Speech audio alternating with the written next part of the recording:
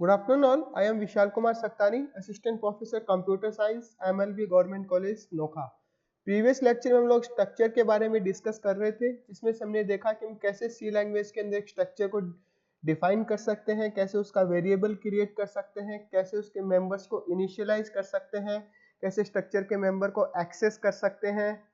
कैसे हम स्ट्रक्चर के वेरिएबल्स को कंपेयर कर सकते हैं, उनको एक फंक्शन के अंदर स्ट्रक्चर वेरिएबल को कैसे पास कर सकते हैं और पॉइंटर की हेल्प से स्ट्रक्चर के मेंबर को कैसे एक्सेस कर सकते हैं। इसके अलावा हमने ये देखा कि स्ट्रक्चर की लिमिटेशंस क्या क्या है। तो आज के इस लेक्चर में हम लोग थोड़ा सा हटके, जो कि आपका यूनियन, जो कि स्ट्रक्चर के सिमिलर ही होता है, कुछ इसके अंदर स्ट्रक्चर और यूनियन में बहुत ही माइनर डिफरेंस है। तो आज के इस लेक्चर में हम लोग यूनियन के बारे में डिस्कस करेंगे। तो आज के इस लेक्चर के लिए कंटेंट्स है सी लैंग्वेज के अंदर यूनियन क्या होता है, यूनियन को हम कैसे डिफाइन कर सकते हैं, एक प्रोग्राम की हेल्प से हम उसको लर्न करेंगे, फिर एरे और स्ट्रक्चर में क्या डिफरेंस है और स्ट्रक्चर और यूनियन में क्या डिफरेंस है, ये हम सब डिस्कस करेंगे। तो अब बात करते हैं यूनियन इन सी लैंग्वेज। जो सी लैंग्वेज के अंदर जो यूनियन होता है वो बिल्कुल स्ट्रक्चर की तरह से ही यूजर डिफाइंड डेटा टाइप है, जिसके अंदर हम डिफरेंट डेटा टाइप्स के एलिमेंट्स को स्टोर कर सकते हैं। यानी कि डेफिनेशन जो आपकी स्ट्रक्चर और यूनियन की है उसमें कोई डिफरेंस नहीं है, सिर्फ और सिर्फ जो हम मेंबर्स को एक्सेस करने की, उसके जो आपके मेंबर्स के अंदर वैल्यू स्टोर करवाने की या फिर मेमोरी एलोकेशन की बात करेंगे, तब हम देखेंगे कि स्ट्रक्चर और यूनियन में थोड़ा सा जो माइनर डिफरेंस होता है वो वहां पे होता है। तो जैसा कि हमने देखा था कि स्ट्रक्चर के अंदर हम जितने भी मेंबर्स हैं, इंडिविजुअल मेंबर को एक्सेस कर सकते हैं, किसी भी मेंबर को किसी भी टाइम पे एक्सेस कर सकते हैं, इनिशियलाइज कर सकते हैं। लेकिन यूनियन के अंदर सिर्फ और सिर्फ हम एक बार में एक ही मेंबर को एक्सेस कर सकते हैं, क्योंकि इसका जो सबसे बड़ा रीजन ये होता है कि स्ट्रक्चर के अंदर जो मेमोरी एलोकेशन होता है वो इंडिविजुअल मेंबर को होता है, जबकि यूनियन के अंदर जो मेमोरी एलोकेशन होता है वो उसके अंदर जो लार्जेस्ट डेटा टाइप का जो भी मेंबर होता है उसको मेमोरी एलोकेशन होता है, और बाकी सारे जितने भी मेंबर्स है यूनियन के वो उस मेमोरी को शेयर करते हैं। तो जो आपका सबसे बड़ा एडवांटेज है यूनियन का स्ट्रक्चर के ऊपर वो ये है कि यूनियन जो है वो लेस मेमोरी ऑक्यूपाई करता है, क्योंकि यूनियन के अंदर जो सिर्फ और सिर्फ लार्जेस्ट डेटा टाइप के एलिमेंट को मेमोरी एलोकेशन होता है और बाकी सारे मेंबर उस मेमोरी को शेयर करते हैं, जबकि स्ट्रक्चर के केस में हर एक स्ट्रक्चर के हर एक मेंबर को, ईच एंड एवरी मेंबर को इंडिविजुअल मेमोरी एलोकेशन होता है। तो इससे आपका जो मेमोरी यूटिलाइजेशन यूनियन के अंदर बेटर होता है। लेकिन इसके साथ साथ जो आपका यूनियन का स्ट्रक्चर के ऊपर एक डिसएडवांटेज भी है, वो ये है कि स्ट्रक्चर के मेंबर्स को इंडिविजुअल मेमोरी एलोकेशन होने पे हम स्ट्रक्चर के मेंबर को इंडिविजुअली एक्सेस कर सकते हैं, जबकि यूनियन के मेंबर में हम जिसमें करंटली या फिर फिलहाल जिस मेंबर को एक्सेस करके उसमें वैल्यू स्टोर करते हैं उसी को हम सिर्फ एक्सेस कर सकते हैं, क्योंकि अगर हम किसी दूसरे मेंबर को अगर उस टाइम एक्सेस करके उसके अंदर वैल्यू स्टोर करते हैं तो यह प्रीवियस जो भी हमने वैल्यू स्टोर की थी उसको ओवरराइट कर देता है। तो इसका रीजन हमने देखा कि जो आपका मेमोरी जो है यूनियन के मेंबर्स के बीच में वो शेयर होती है, तो इस वजह से जो आपकी जो प्रीवियस वैल्यू यूनियन के मेंबर्स के अंदर ओवरराइट हो जाती है। तो सिर्फ और सिर्फ हम जो करंटली जो मेंबर को हम एक्सेस कर रहे हैं उसी की करंटली जो हमने वैल्यू स्टोर की है उसी मेंबर को हम एक्सेस कर सकते हैं। तो यहाँ पे डायग्राम के अंदर हम देख पा रहे हैं कि एग्जाम जो स्ट्रक्चर और यूनियन का जो एग्जांपल है, स्ट्रक्चर को डिफाइन करने के लिए हम स्ट्रक्ट कीवर्ड को यूज करते हैं, यूनियन को डिफाइन करने के लिए हम यूनियन कीवर्ड को यूज करते हैं। इसके अलावा जो डेफिनेशन और वेरिएबल क्रिएट करने का और जो मेंबर को एक्सेस करने का तरीका है स्ट्रक्चर और यूनियन दोनों का बिल्कुल सेम है। जो आपको यहाँ पे जो स्ट्रक्चर है एम्प्लॉय टाइप का जो स्ट्रक्चर है उसके अंदर हमारे दो मेंबर है, यहाँ पे एक कैरेक्टर टाइप का एक्स और फ्लोट टाइप का वाई। तो कैरेक्टर टाइप का जो एक्स है उसको 1 बाइट मेमोरी की रिक्वायरमेंट होगी, और जो फ्लोट टाइप का वाई वेरिएबल है मेंबर है उसको 4 बाइट मेमोरी की रिक्वायरमेंट होगी। तो जब स्ट्रक्चर का वेरिएबल क्रिएट करेंगे तो इस केस में ई जो स्ट्रक्चर वेरिएबल है उसको टोटल 5 बाइट मेमोरी एलोकेशन होगी, जबकि यूनियन के केस में यहाँ पे x के लिए 1 बाइट और y के लिए 4 बाइट। तो यहाँ पे जो लार्जेस्ट मेंबर है वो y है, क्योंकि y के लिए 4 बाइट मेमोरी एलोकेशन की रिक्वायरमेंट है, तो सिर्फ यहाँ पे जो मेमोरी एलोकेशन होगा वो 4 बाइट होगा, और जो x जो है वो इसी मेमोरी को शेयर करेगा, क्योंकि जो आपका यूनियन के अंदर मेमोरी एलोकेशन सिर्फ और सिर्फ लार्जेस्ट मेंबर को ही होता है। अब बात करते हैं यूनियन को हम कैसे डिफाइन कर सकते हैं। जैसा कि हमने देखा प्रीवियस एग्जांपल में, यूनियन को हम बिल्कुल स्ट्रक्चर की तरह से हम डिफाइन कर सकते हैं। सिर्फ वहाँ पे जो हम स्ट्रक्ट कीवर्ड को यूज करते हैं और यूनियन को डिफाइन करने के लिए हम यूनियन कीवर्ड को यूज करते हैं। तो यूनियन कीवर्ड, उसके बाद में यूनियन का जो भी हम नेम, जो उसका टैग नेम जो भी यूज करना चाहते हैं, उसके बाद में जो डेटा टाइप, उसको member first, data type, member to, step से जितने भी मेंबर जिस भी डेटा टाइप के हमें डिफाइन करने हैं वो हम यहाँ पे डिफाइन कर सकते हैं। और लास्ट में आपका जो कर्ली ब्रेस क्लोज करने के बाद में सेमीकोलन। और यहाँ पे हम जो आपका अगर इस सिंटैक्स को यूज कर रहे हैं, टाइप डेफ कीवर्ड को यूज नहीं कर रहे हैं, तो उस केस में हम यहाँ पे प्लेस ऑफ डेफिनेशन पे वेरिएबल भी क्रिएट कर सकते हैं। तो यहाँ पे एग्जांपल के लिए देख सकते हैं कि जो हमने स्ट्रक्चर का एग्जांपल डिस्कस किया था, एम्प्लॉय जिसके अंदर 3 मेंबर्स थे, आईडी, नेम एंड सैलरी, वो सेम एग्जांपल यहाँ पे हम यूनियन के लिए यूज कर रहे हैं। तो यहाँ पे जो एम्प्लॉय टाइप का जो यूनियन डिफाइन किया, जिसके लिए आईडी जो इंटीजर टाइप का, जो नेम जो है वो एक कैरेक्टर एरे 20 कैरेक्टर्स का, और जो सैलरी है वो फ्लोट टाइप की, और यहाँ पे हमने एक वेरिएबल क्रिएट किया इवन। तो जब यहाँ पे हम देखेंगे कि जब भी हम इवन वेरिएबल को क्रिएट करेंगे, तो नोट करने वाली बात यह है कि इंटीजर टाइप का जो आईडी है उसके लिए 4 बाइट मेमोरी की रिक्वायरमेंट है। फिर जो फ्लोट टाइप का जो सैलरी है उसके लिए भी 4 बाइट मेमोरी की रिक्वायरमेंट है। और जो आपका नेम जो है वो एक कैरेक्टर एरे है 20 कैरेक्टर्स का, तो इसको 20 बाइट मेमोरी की रिक्वायरमेंट है। तो यहाँ पे जो इन तीनों का जो टोटल होता है वो 28 बाइट होता है। लेकिन यूनियन के केस में सिर्फ और सिर्फ जो आपका लार्जेस्ट साइज में जो डेटा मेंबर है, जो लार्जेस्ट साइज में जो मेंबर है उसी को मेमोरी एलोकेशन होता है। तो इस केस में इवन जो वेरिएबल क्रिएट करेंगे इसको 20 बाइट मेमोरी एलोकेट होगा, जबकि अगर यही वेरिएबल हम स्ट्रक्चर के लिए क्रिएट करेंगे तो उसको 28 बाइट मेमोरी एलोकेशन होगा। तो जो मेंबर को जो एक्सेस करने की बात है, तो यूनियन के मेंबर को भी हम सेम वे में एक्सेस कर सकते हैं जैसा हम स्ट्रक्चर के मेंबर को एक्सेस करते हैं। तो variable name dot member name. तो अगर हमें यहाँ पे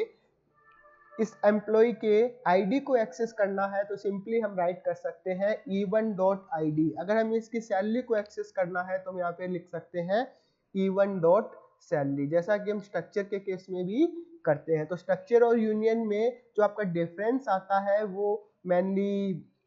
मेमोरी एलोकेशन के अंदर होता है। अब बात करते हैं कि छोटा सा एक प्रोग्राम है यूनियन के कॉन्सेप्ट को अंडरस्टैंड करने के लिए। तो जो अभी हमने भी एग्जांपल को डिस्कस किया था, उसी एग्जांपल की यहाँ पे ये जो यूनियन डिफाइन किया हुआ है, जिसके अंदर आपका ID, name, character array 20 character का और फ्लोट टाइप का, सैलरी, इवन उसका वेरिएबल क्रिएट किया। अब हम 1 बाय 1 जो है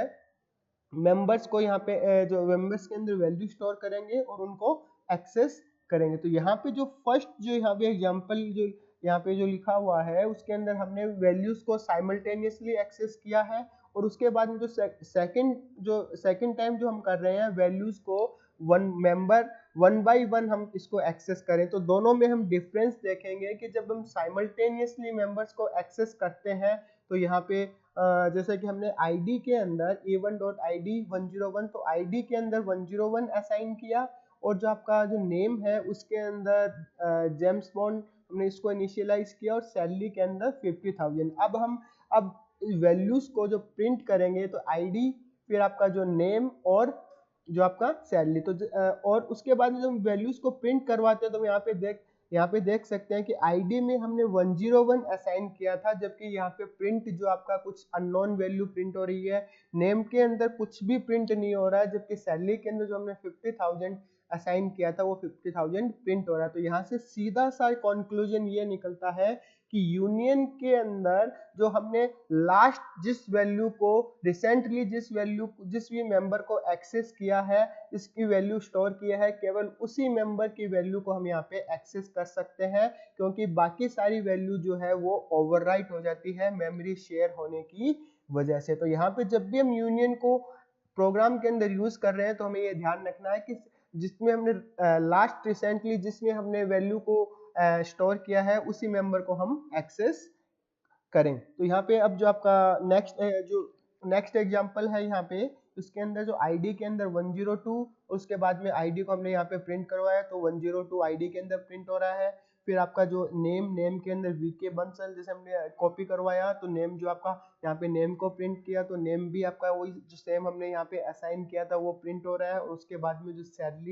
सैलरी के अंदर हमने 80,000 स्टोर किया था तो जो भी हम सैलरी को जो हम एक्सेस कर रहे हैं तो सैलरी भी आपका 80,000 प्रिंट हो रहा है। तो ये जब भी यूनियन को हम प्रोग्राम के अंदर यूज करते हैं तो ये थोड़ा सा इस पॉइंट को हमें ध्यान रखना होगा कि जो लास्ट रिसेंटली जिस वैल्यू को हमने जिस मेंबर की वैल्यू को स्टोर किया है उसी मेंबर की वैल्यू को हम एक्सेस कर सकते हैं। तो अब बात करते हैं कि स्ट्रक्चर और यूनियन के बीच में क्या डिफरेंस है। तो अभी ये हम ऑलरेडी डिस्कस कर चुके हैं। पहला तो जो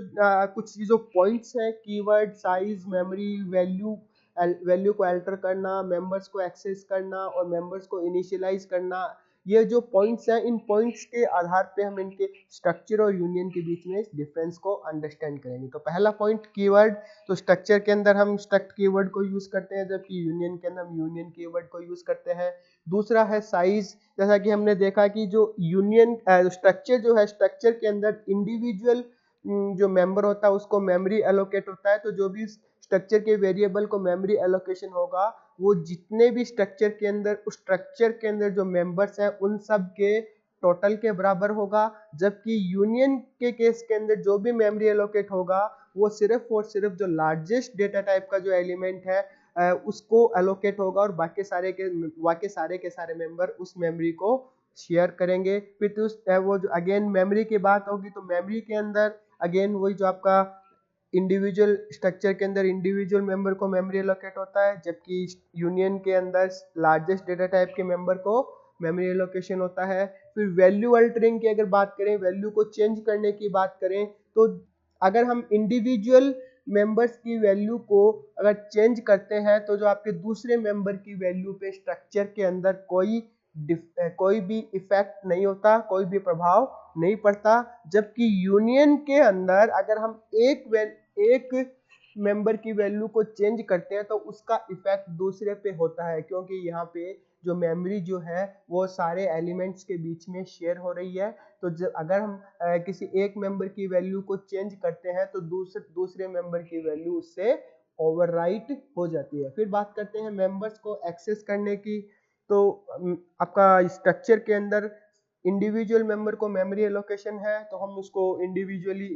एक्सेस कर सकते हैं। जबकि यूनियन के अंदर सिर्फ हम एक टाइम पे एक ही मेंबर को एक्सेस कर सकते हैं, वो भी वो मेंबर जिसमें हमने लास्ट रिसेंटली जिसमें वैल्यू को हमने स्टोर किया है। जो यानी कि रिसेंटली जिसमें हमने वैल्यू को स्टोर किया है सिर्फ उसी मेंबर को एक्सेस किया जा सकता है। फिर इन मेंबर के इनिशियलाइजेशन की बात करें तो स्ट्रक्चर के अंदर हम जितने भी मेंबर्स हैं उन सबको एक साथ इनिशियलाइज कर सकते हैं। जबकि यूनियन के अंदर केवल और केवल एक जो आपका अगर हम इनिशियलाइजेशन की बात करें तो केवल और केवल उसके अंदर फर्स्ट मेंबर को ही इनिशियलाइज किया जा सकता है, यानी कि एक ही मेंबर को हम यहाँ पे इनिशियलाइज कर सकते हैं क्योंकि जो मेमोरी यहाँ पे शेयर होती है। तो ये जो आपके स्ट्रक्चर और यूनियन के अंदर कुछ डिफरेंसेस हैं जो जब भी हम इसको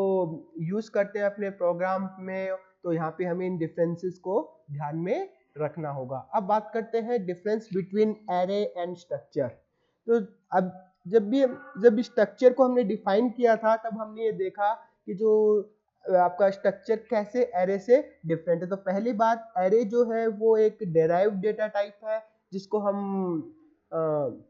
जितने भी इनबिल्ट डेटा टाइप्स हैं उनके कलेक्शन से हम एरे को बनाते हैं। जबकि स्ट्रक्चर एक यूजर डिफाइंड डेटा टाइप है। एरे के अंदर जो कलेक्शन होता है वो होमोजीनियस आइटम्स जो होते हैं वो होमोजीनियस डेटा टाइप है, यानी कि जो सिमिलर डेटा टाइप्स के एलिमेंट्स का कलेक्शन एरे होता है। जबकि यूनियन के अंदर जो आपके आइटम्स होते हैं वो डिसिमिलर डेटा टाइप के हो सकते हैं और जो आपका या फिर ये कह सकते हैं कि आपका जो हिट्रोजीनियस जो डेटा टाइप्स है उस टाइप जो आपको हिट्रोजीनियस डेटा टाइप्स के एलिमेंट्स का कलेक्शन हो सकता है। तो यहाँ पे फिर जो तीसरा जो डिफरेंस आता है, एरे को डिक्लेयर करते वक्त हम सिंपली जो आपका एरे सबस्क्रिप्ट ऑपरेटर जो कि ओपनिंग ब्रैकेट और क्लोजिंग ब्रैकेट होता है उसको यूज करते हैं, और किसी भी टाइप के कीवर्ड को हमें यूज यहाँ पे नहीं करना होता, जबकि स्ट्रक्चर को डिफाइन करते वक्त हम स्ट्रक्ट कीवर्ड को यूज करते हैं। फिर जो एरे के एलिमेंट्स होते हैं उनका मेमोरी एलोकेशन कंटीन्यूअस होता है, यानी कंटिन्यूसली उनको मेमोरी एलोकेशन होता है मेमोरी के अंदर, जबकि स्ट्रक्चर के एलिमेंट्स को कंटिन्यूअस मेमोरी एलोकेशन हो भी सकता है और नहीं भी। फिर जो एरे के एलिमेंट को हम जो आपका इंडेक्स, उसका जो इंडेक्स नंबर है जो कि हम सबस्क्रिप्ट के साथ जो इंडेक्स नंबर यूज करते हैं उसकी हेल्प से एक्सेस करते हैं, जबकि स्ट्रक्चर के एलिमेंट को हम जो स्ट्रक्चर का जो वेरिएबल डिक्लेयर करते हैं उसके साथ में डॉट ऑपरेटर को यूज करके एक्सेस करते हैं। फिर जो छठा डिफरेंस है वो ये है कि एरे का नेम अपने आप में एक पॉइंटर होता है, और यह जो एरे का जो फर्स्ट एलिमेंट है उसका एड्रेस होल्ड करता है, और उसके जो आपका उस एड्रेस की हेल्प से हम उस एलिमेंट को वहाँ पे एक्सेस कर सकते हैं, जबकि स्ट्रक्चर का नेम जो है वो पॉइंटर की तरह, जो स्ट्रक्चर का जो वेरिएबल या फिर स्ट्रक्चर का नेम जो है वो पॉइंटर की तरह से बिहेव नहीं करता है। फिर जो लास्ट डिफरेंस है वो ये है कि एरे के अंदर जो ट्रेवर्सल और जो सर्चिंग है वो बहुत इजी और फास्ट है, क्योंकि हम एरे के एलिमेंट्स को डायरेक्टली उसके इंडेक्स की हेल्प से एक्सेस कर सकते हैं, जबकि स्ट्रक्चर के अंदर ट्रेवर्सल और सर्चिंग जो है वो कॉम्प्लेक्स होता है और स्लो होता है, क्योंकि स्ट्रक्चर के अंदर अगर हमें मेंबर्स को अगर उनको ट्रेवर्स करना या फिर सर्च करना है तो हमें स्ट्रक्चर के वेरिएबल के नेम के साथ साथ उसके मेंबर के नेम को भी यहाँ पे यूज करना पड़ेगा। तो ये कुछ जो आपके एरे और स्ट्रक्चर के अंदर जो मोस्ट इम्पोर्टेंट डिफरेंस है, तो इन डिफरेंसेस को हमें ये जो अपनी प्रोग्रामिंग के टर्म्स में जब भी हम इनको यूज करते हैं तो वहाँ पे हमें इनको ध्यान रखना होगा। तो आज के इस लेक्चर में हम लोगों ने डिस्कस किया यूनियन क्या होता है, यूनियन को हम कैसे डिफाइन करते हैं, उसके लिए मेमोरी एलोकेशन कैसे होता है, और मेंबर्स को हम कैसे एक्सेस करते हैं, यूनियन और स्ट्रक्चर के अंदर आपको जो डिफरेंस क्या होता है, और एरे और स्ट्रक्चर के अंदर क्या डिफरेंस होता है। Thank you.